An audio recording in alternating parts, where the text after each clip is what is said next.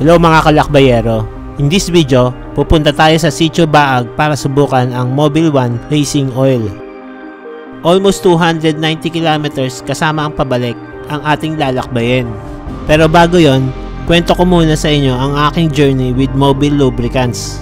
Matagal ko nang nakikita tong brand na to sa mga video games like Gran Turismo. At matagal na rin ako naglalaro ng RC at minsan nakikita ko tong brand na to sa mga kasamang decals. Kilala ang Mobil sa 4 wheels racing. Kaya nagulat din ako na meron din pala sila para sa motor. Oo nga pala, meron silang Race to MotoGP raffle promo ngayon. Na pwede kayong manood ng MotoGP live sa Malaysia. Bumili lang kayo ng Mobil Lubricants para magkaroon kayo ng raffle entry.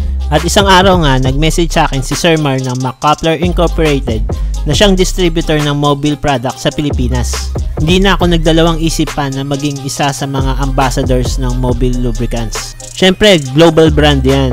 Okay, balik na tayo sa first impression ko dito sa langis na to. Sa mga nakakakilala sa akin, kilala nila ako na mapili sa mga lubricants na ginagamit ko sa aking mga motor.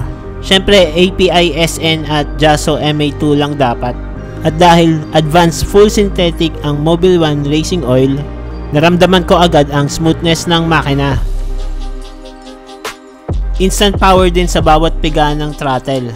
Hindi ko naramdaman na dumulas ang clutch dahil siguro sa friction modifier ng Mobil 1.